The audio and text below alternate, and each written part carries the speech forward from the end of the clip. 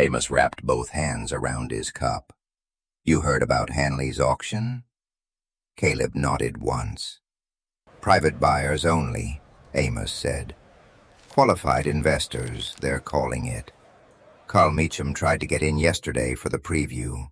They told him he lacked accreditation. Carl's raised Herefords since 1958, Caleb said. That's what I told them. What did they say? Amos looked into his coffee. They said this was not a producer event. Caleb did not answer. Outside, the wind moved along the house and pressed a dry leaf against the screen. Amos lowered his voice, although there was no one else there to hear him. They're selling bank-held cattle today, whole lots, who don't even know what price the herds are bringing until after the papers clear. Hanley's people are packaging them for outside buyers. They'll call it efficiency.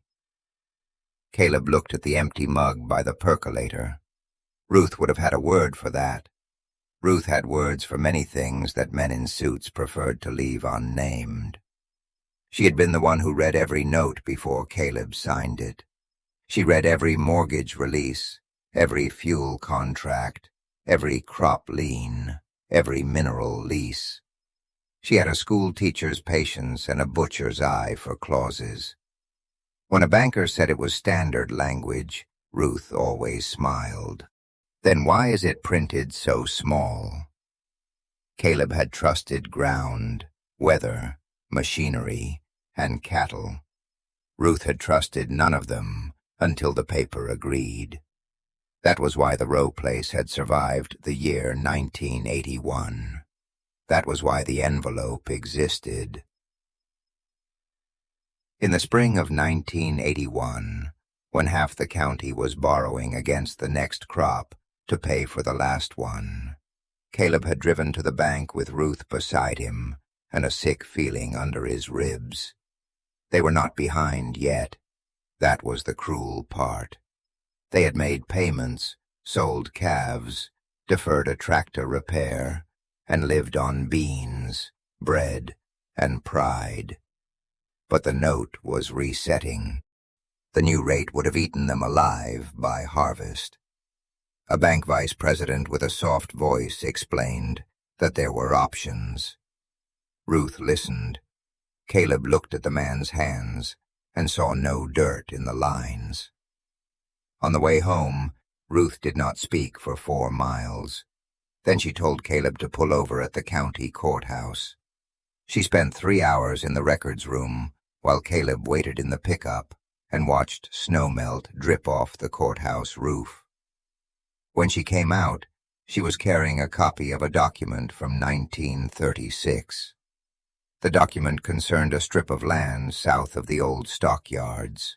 Grandfather had leased it during the Depression to a cattle cooperative that needed room for pens, scales, and a sale barn. The county needed the stock trade. The Rowes needed cash. The lease ran cheap because Elias Rowe believed a sale barn served the farmers who filled it. But Ruth had found the line that mattered. If the parcel ceased to be used for open producer commerce, or if access was restricted in favor of private buyers, title and improvements could revert to the Rowe family trust after tender of assessed value. Ruth had tapped the clause with one finger. Your grandfather didn't lease land, she said. He set a trap for anyone who forgot why the barn was built.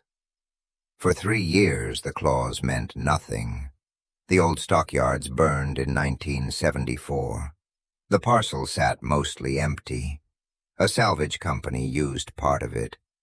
Then an estate sale moved it on paper to a man who thought he owned it cleaner than he did. Then Victor Hanley arrived with surveyors, renderings, municipal enthusiasm, and a phrase Caleb heard 6 times that summer. Agriculture needs modern capital. Hanley built fast, too fast. The Platte Valley Agricultural Exchange opened in August of 1984, with chrome letters on the front and tinted glass that reflected the fields without letting the fields see inside. Caleb watched trucks come and go. He watched the asphalt poured. He watched men from Omaha and Chicago stand with blueprints on ground his grandfather had once walked with a measuring chain. He did not stop them. Not then. Because public sales still happened twice a month. Local ranchers still brought calves through. The old purpose, though dressed up and priced different, had not fully died. Then the invitation cards went out. Private agricultural asset showcase. Credentialed buyers only. Minimum capital requirement. Bank-held lots. No producer attendance without pre-approval. Caleb had held the card in both hands the evening Amos brought it over. He had read it twice. Then he had taken the oilcloth envelope from the top drawer of Ruth's sewing cabinet and set it on the kitchen table. Now, on the morning of the auction, Amos watched him slide the envelope into his coat. "You sure?" Caleb took his cap from the hook by the door. "No," he said. Then after a pause, he added, "I'm going anyway." The truck was a 1968 Chevy C20, once blue, now mostly the color of work. Rust had flowered along the rocker panels. The driver's door closed only if lifted at the handle. The heater worked when it remembered to, and the bench seat had been patched with feed sacks under black tape. Caleb loved that truck, with the quiet loyalty a man gives a thing that has never pretended to be more than it is. It started on the second turn. He drove the 11 miles into town with the radio low, and the fields lying flat and brown on both sides of the county road.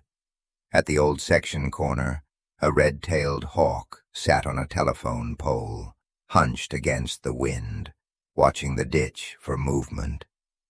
Caleb noticed it. He noticed most things. The new exchange appeared beyond the grain elevator, bright against the November dullness. The parking lot was nearly full. Caleb parked between a cream-colored Lincoln and a black Mercedes with Illinois plates. His truck looked there the way an old workhorse would look tied outside a hotel. He climbed down and closed the door with his hip. Men turned to look before he reached the entrance. They did not stare openly.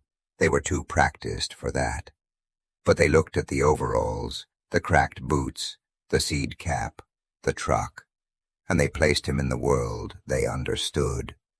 Not buyer, not owner, not threat. The guard at the door was young, 23 maybe, new blazer, new boots, hair combed with a seriousness that had not yet been tested by weather. His name tag read Dale. "Sir," Dale said, stepping sideways to block the glass doors. "Private event today." Caleb stopped. "Need to see an invitation or buyer card." "Don't have one." "Then I can't let you in." Dale's eyes flicked once toward the old truck. It was quick, but not quick enough to be invisible. "There's coffee at the truck stop if you're waiting on somebody." Caleb looked at him. "I know where the truck stop is." Dale flushed a little, but he held his ground. A few men near the doorway had slowed enough to listen. That was when Victor Hanley came outside. Hanley did not rush. He had the kind of movement expensive men cultivate, as if time is something other people spend on their behalf. He wore a charcoal overcoat, polished shoes too thin for a feedlot, and a silver watch that kept catching the pale sun. Dale turned. "Mr. Hanley, this gentleman is not registered." Hanley looked Caleb over and smiled. It was not a cruel smile exactly. Cruelty would have been honest. This smile was tidier than cruelty. It sorted Caleb into a category and closed the drawer. "Mr. Rowe," Caleb said. "Mr. Rowe." Hanley nodded, as if the name had been received and found insufficient.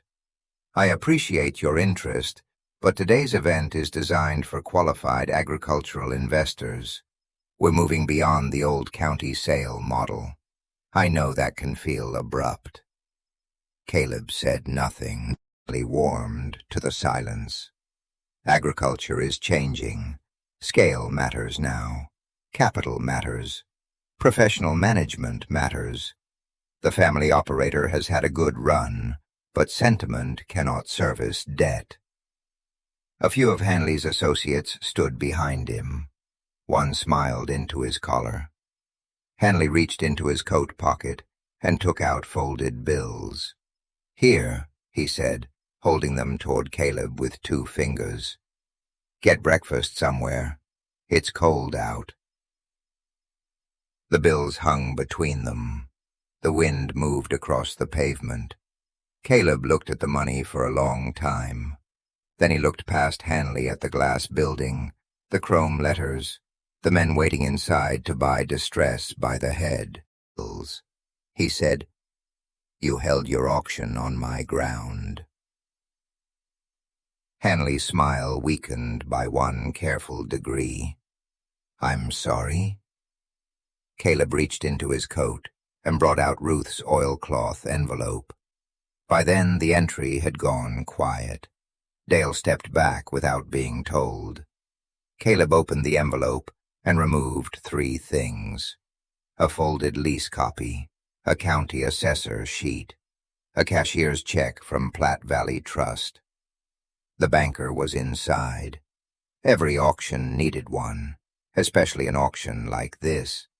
Milton Voss had run bonded sale certifications in the county for 26 years. Standing near the lobby coffee urn, when someone said Caleb Rowe was at the door with papers. Milton came out slowly. Not because he did not want to hurry. The auction did not happen. Not that day. The out-of-state buyers left in clusters, angry and embarrassed, and talking about injunctions. The sheriff arrived at 11:40 and read the papers with the slow care of a man who did not intend to be quoted wrong. By early afternoon, a temporary hold had been placed on the sale. By evening, the story had reached every feed store, church basement, grain elevator office, and kitchen table within 50 miles. But the part that mattered came 2 weeks later. The exchange reopened under a temporary county order as an open producer sale facility, while the ownership dispute moved through court. Hanley's company fought. Of course it fought. Men who build glass buildings do not surrender them because an old farmer produces a clause. But clauses are patient. County records are patient. And Ruth Rowe's handwriting in the margin of that 1936 lease was more patient than all of them. The first open sale drew more trucks than the parking lot could hold. Carl Meacham sold 38 head at a price that did not save everything, but saved enough. The Nielsen boys sold calves under their own names, not through a bank package. Everett Pike came, though he had no cattle left to sell, and stood by the rail for 3 hours with one hand on the gate. Caleb stood near the back, hat straight, hands in his coat pockets, saying little. Men came up to thank him. He nodded because he did not know what else to do with thanks. That evening Amos rode home with him in the old C-20. They passed the stockyard road and the new sign, which no longer looked quite as permanent as it had the week before. "You know they'll say you did it because you had money," Amos said. Caleb kept both hands on the wheel. Money helped. "That isn't what I said." Caleb drove another half-mile before answering. Ruth found the line. Amos nodded. That was closer to the truth. The gas money had written the check.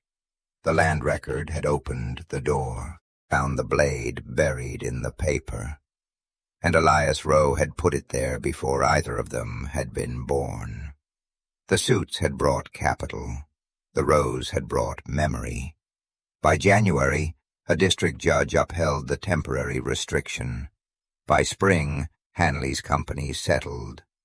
The building was purchased into a local cooperative structure, backed by the Rowe Trust, 3 community banks, and 26 producers who each bought in at a level low enough that nobody had to mortgage a future to enter.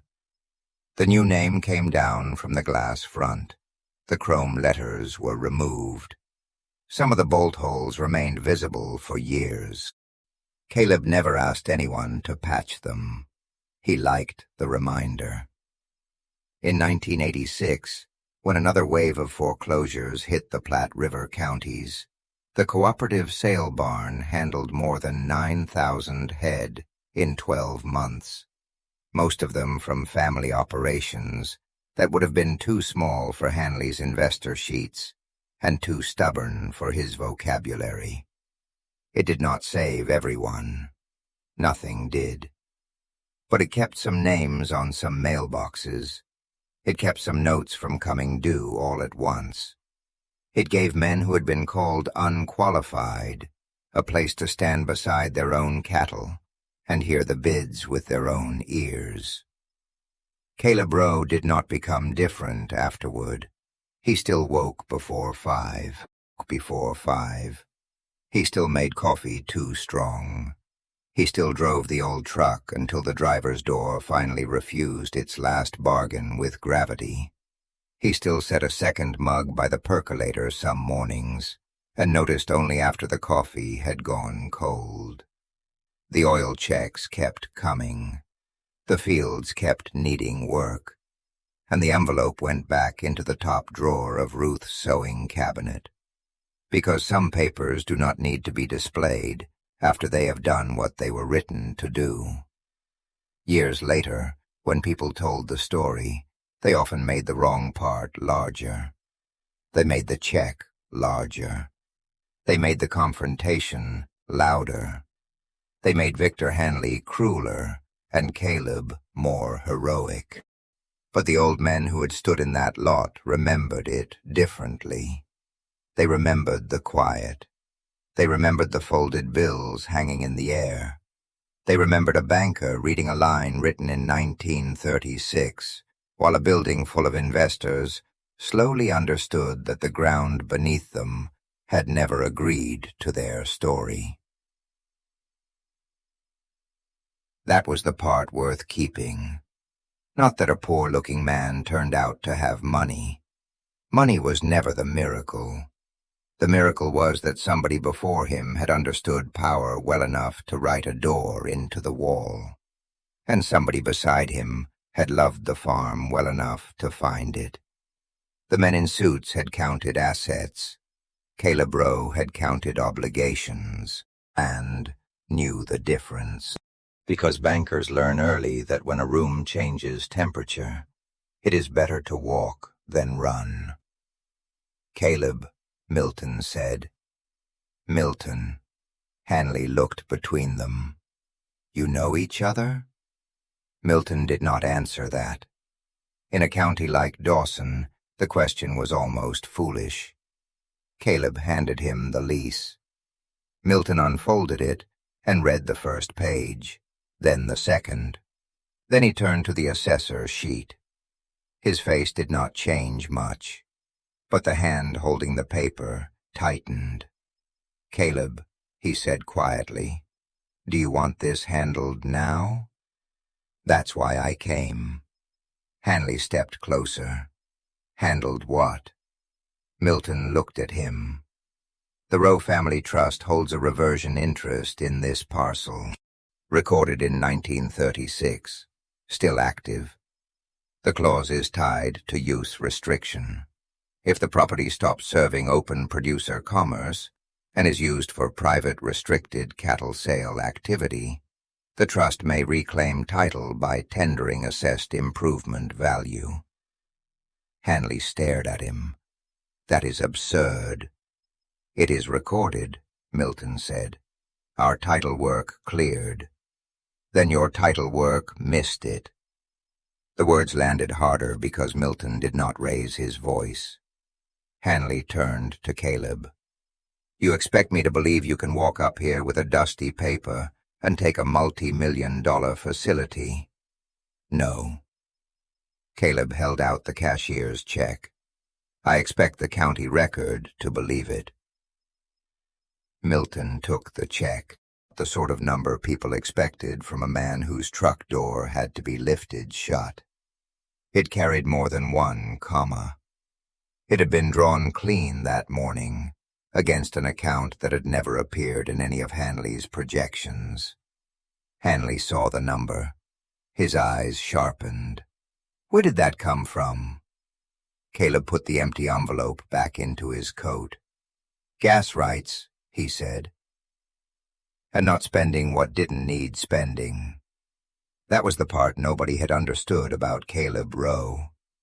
In 1959, a natural gas company had drilled on the far pasture and found a pocket deep enough to matter. Caleb's father had signed a careful royalty agreement. Caleb and Ruth had renegotiated it in 1978, when the company wanted a new access road.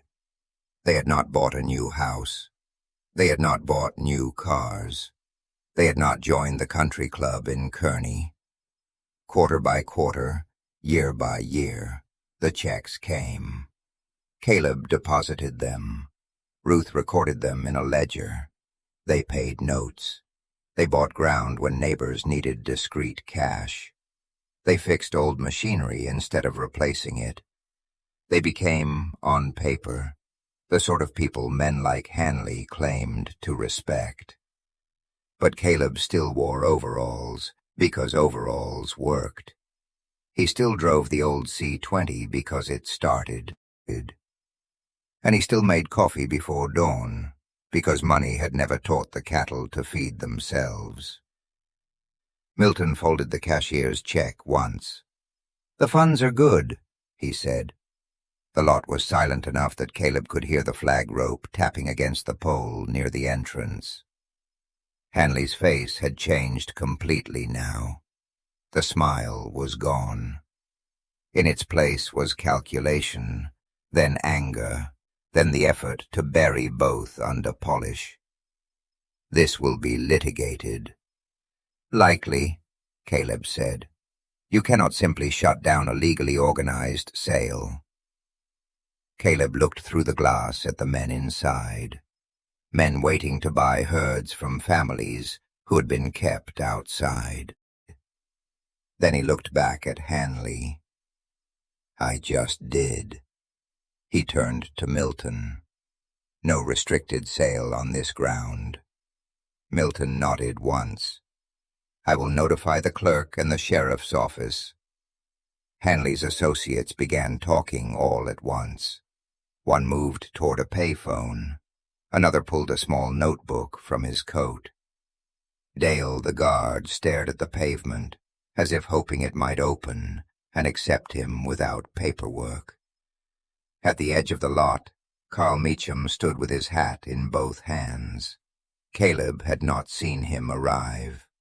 Carl's eyes were wet, though he would have denied it until his last day. He was the man Amos had mentioned. 30 years in cattle, turned away from the door of a building raised for men like him. On ground leased by a dead farmer who had known exactly what private power does when public purpose is left undefended. Caleb did not look at Carl too long. Some dignities are best protected by not making a spectacle of them. Hanley stepped closer, lowering his voice. You could have raised this months ago. I could have. Why now? Caleb looked at the chrome letters over the door. Because yesterday you told Carl Meacham he was not qualified to stand in a cattle barn. The wind moved between them. And because this is not a cattle barn anymore, if cattlemen have to wait outside. For the first time that morning, Hanley had no answer ready. The first thing Caleb Rowe bought that morning was not coffee. It was silence. It came at 9:12 on a cold November morning, in front of a new glass livestock exchange outside Kearney, Nebraska, when a man in a charcoal suit held out 3 folded dollar bills to an old farmer in faded overalls, and told him there was a cafe down the highway if he needed somewhere warm to sit. Caleb looked at the money. Then he looked at the building behind the man. Steel siding, blue-tinted glass, a paved lot full of Cadillacs, Lincolns, and leased sedans with out-of-state plates. Inside, men who had never pulled a calf at 2 in the morning were about to bid on herds from farms that banks had already wounded. The young guard at the door had refused Caleb entry because he was not on the investor list. The man in the suit had refused him because Caleb looked like the kind of man the list was designed to keep out. Caleb did not raise his voice. He reached into the inside pocket of his canvas coat and pulled out a flat oilcloth envelope, dark from years of being carried close to work clothes and weather. Then he said the sentence that made the men near the door stop smiling. "You held your auction on my ground." For a moment, nobody moved.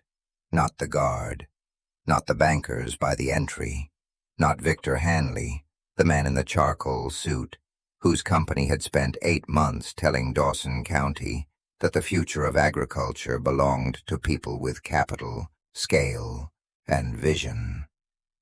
Caleb Rowe was 69 years old that morning. His boots were cracked at the toes. His cap had a seed company patch so faded the lettering had become a ghost. His right hand shook slightly when the weather turned cold, because a hay elevator chain had taken the knuckle wrong in 1961. And inside that oilcloth envelope was a legal description, a cashier's check, and a clause written before Victor Hanley's father had been old enough to sign his own name. The day had started in the ordinary way. The coffee was ready before the sun. That was how mornings had worked at the Rowe place for longer than anyone in the family had bothered to count. Caleb's grandfather had kept that schedule. Caleb's father had kept it. Caleb kept it now, even though there was no one left in the house to complain that he made the coffee too strong. The kitchen was small and square and worn smooth by work.